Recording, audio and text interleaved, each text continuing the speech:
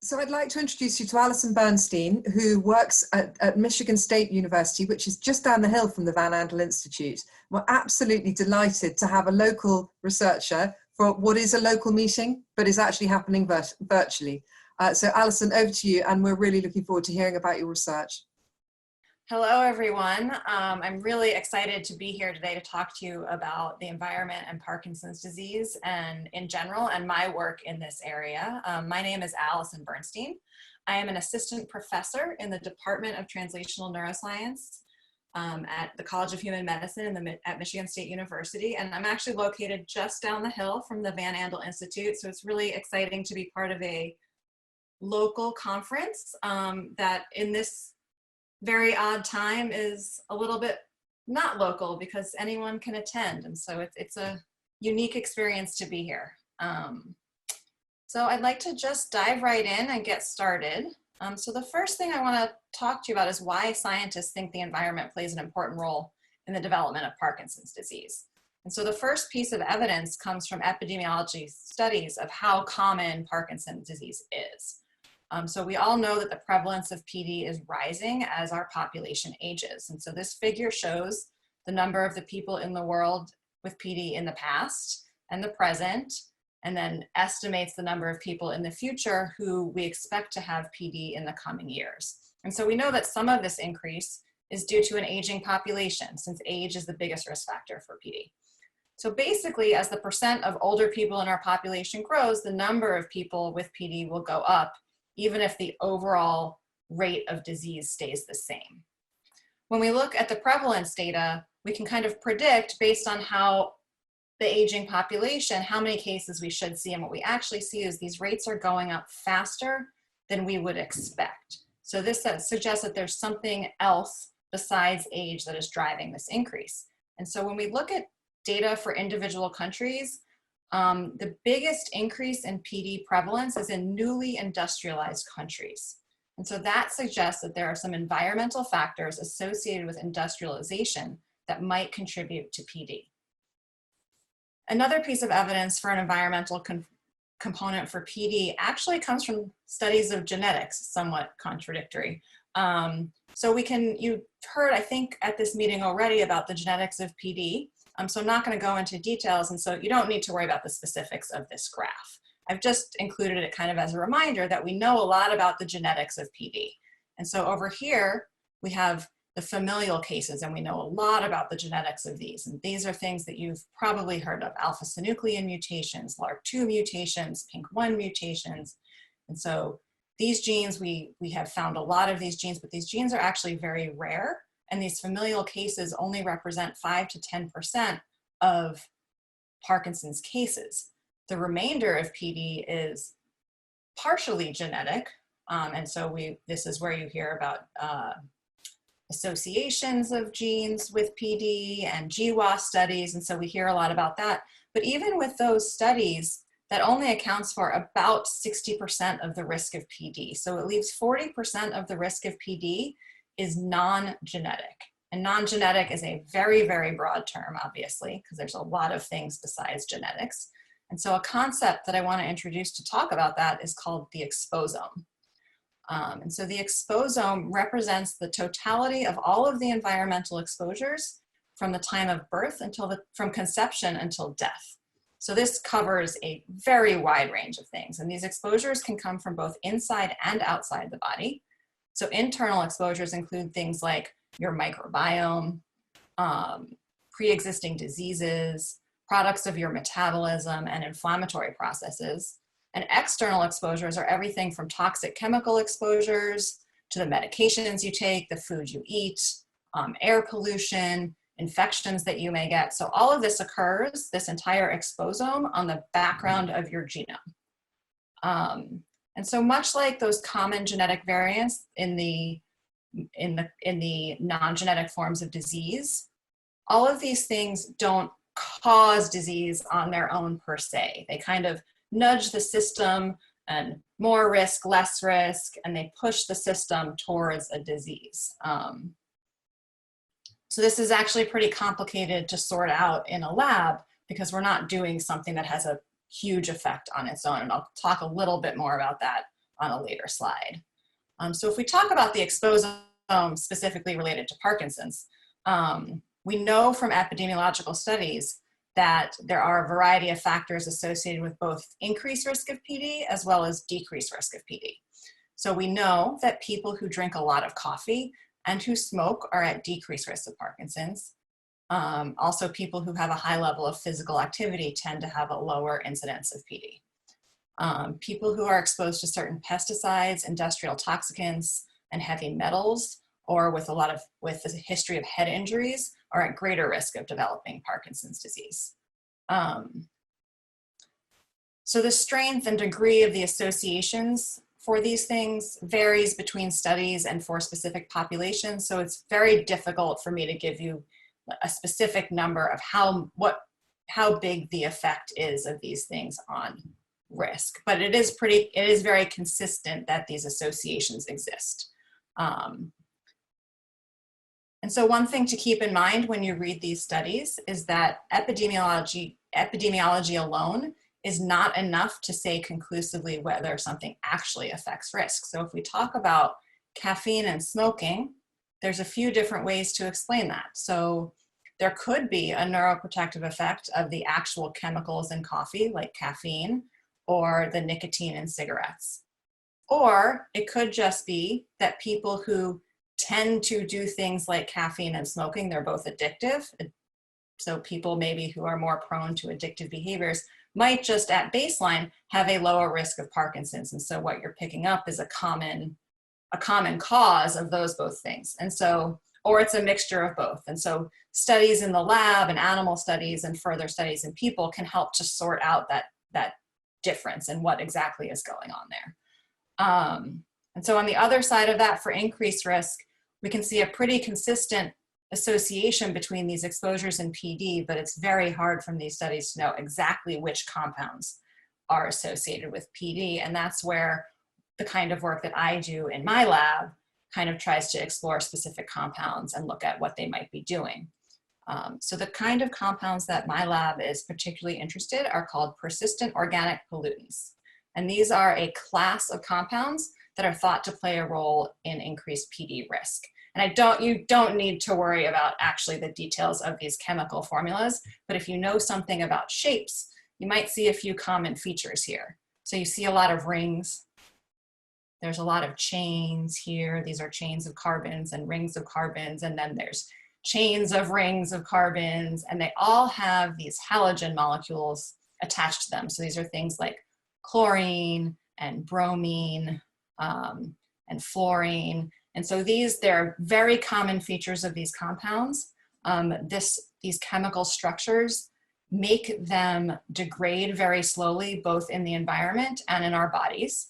And so they accumulate in the environment and they accumulate in fatty tissues of our body, and our brain is a very fatty tissue. So this is part of why they are chemicals of particular concern for neurological disease. And so some of the POPs that you may have heard of, POPs is persistent organic pollutants, but it's much easier to say POPs. So you might have heard of some of these. These include organochlorine pesticides like DDT, as well as dieldrin, which is what my lab currently works on. Also PCBs and PBBs. For those of you in Michigan, you may know about the accident in the 1970s when people mixed up flame retardants and cattle feed in St. Louis, Michigan.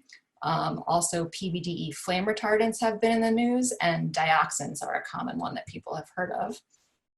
Many of those compounds are older. They've been banned and restricted, and so exposure is much lower.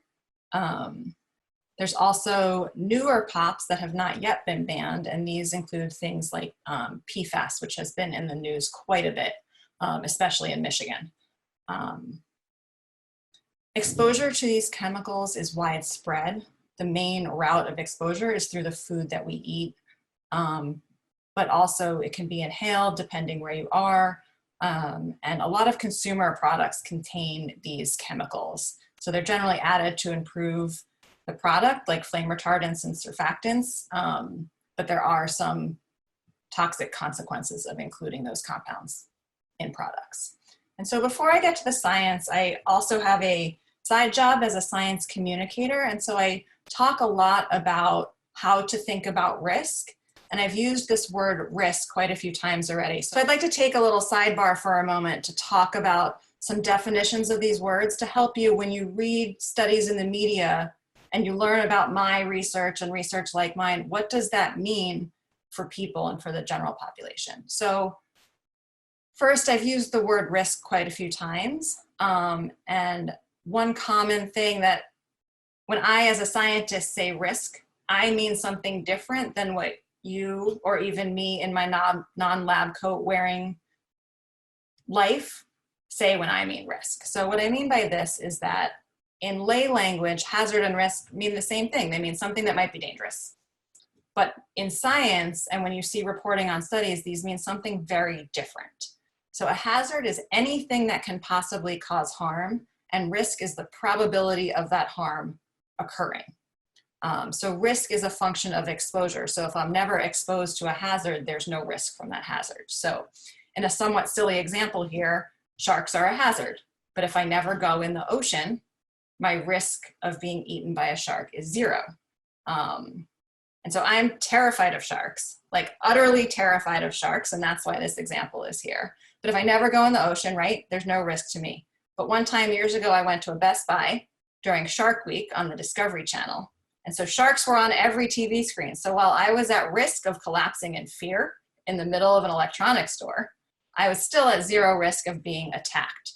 So the risk is just the probability, and it doesn't tell you anything about what the harm is or how severe the harm is. So when scientists are talking about that, that's an important thing to understand in that difference. One other concept that's an important concept when we talk about risk is that risk only applies to populations. So it's not yet possible with current technology and current knowledge to predict outcomes in a specific individual. So if you look at this graphic, you can see here on the left, if we have the population and the people in this sort of like orangey pinky color have been exposed to something toxic. And some of those people who are exposed will get the disease, but some won't. So we know that this exposure, if these numbers represent the population, that this exposure is associated with increased risk of disease, but we don't know from here whether person 1, 2, 3, or 4 will be the person to get the disease. And so this makes it a little bit difficult to understand as an individual, what does this mean for me? Because the data can't tell us that yet. And the other important thing that I brought up a little bit ago that I wanted to come back to is that, and this diagram shows this too, right? These exposures don't cause disease 100% of the time. They nudge your risk in some direction. And so these exposures interact with genetics, they interact with age, they interact with race, they interact with your entire exposome to push your system in a certain direction. And so again, that makes this complicated to study and is one of the things that the models that we're using in my lab are trying to address. So in my lab, we're focusing on the changes caused by these type of exposures that aren't causing a disease phenotype, but are changing how a system responds to the disease phenotype. So we use a hypothesis called the developmental origins of health and disease. This is just a framework to think about this. So the idea is that exposures occur across the entire lifespan. And there are certain periods in your lifespan that are more sensitive to these exposures. And these sensitive periods tend to be earlier in life. So we use developmental exposures and then study how they affect disease late in life. And so the idea is that across the lifespan, you have many exposures and they're going to increase and decrease risk of PD. And so we can model this in the lab using the models that we use. We are particularly interested in the role of epigenetics in this process. And so epigenetics is a set of biological processes that control the expression of genes, and they tend to be sensitive to the environment. And in particular, many of our biological systems are sensitive to the environment, but epigenetic changes are somewhat unique in that they can respond to the environment and then that change can stay even when the exposure goes away. So I think you can probably see why we're interested in this as a potential way that exposures early in life might affect late life disease, because they're causing stable changes in the biology that persist even if the exposure is no longer present. So we study in my lab a compound called dieldrin. This is an organochlorine pesticide. It's related to DDT, which many more people are familiar with DDT because of Silent Spring and a lot of publicity about it. And so if you remember back to that slide of the structures, we've got rings connected, and we've got chlorines here. So this fits all those categories that make this chemical stick around in your body and have continued toxic effects over time. The good news is that when this chemical was used widely up until the 70s, detected levels of people in the US in their serum were very high. After this was banned, and 20 years later, we knew that serum levels dropped drastically. So banning this chemical has reduced exposure. It has been effective at reducing the risks from this pesticide, but we're still concerned because, like, I was born in 1978. So in my early life, I was likely still exposed to chemicals like this, and I am not yet of the age where I would develop PD. So these exposures, even though new exposures are not happening, they still have a potential effect on the aging population. And so that's why we still look at these. It's also somewhat of a representative compound, since there are still other chemicals like this in use. So we use a model where we expose pregnant moms to dieldrin, and then we look at their offspring. So this is that developmental exposure early in life and early in neurodevelopment. And then we look at those pups when they are adults. So we're trying to recreate that exposure during a sensitive period and late life disease.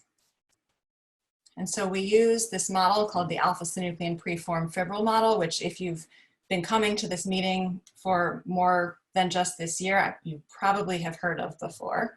But basically what we do in this model is we take alpha-synuclein, which is the protein that makes up the Lewy bodies in Parkinson's disease. If you put this protein in a tube and you shake it, they form these long fibrils, and then we can sonicate them and break them up into little bits, and then we can put it in the animal brain, and it gets taken up by the neurons, and it forms Lewy body-like aggregates and causes pathology that looks a lot like what we see in human PD. So this is a really nice model for us to use to recapitulate some aspects of PD in an animal. So this is our experimental design, this dieldrin PFF 2-hit model, where we've combined that developmental dieldrin exposure with the alpha-synuclein preformed fibril model. And what this lets us do is to find out whether exposure during those sensitive periods that we talked about affects susceptibility to late life disease. And what we can use that for is to figure out early changes in the system that might cause changes in susceptibility, and these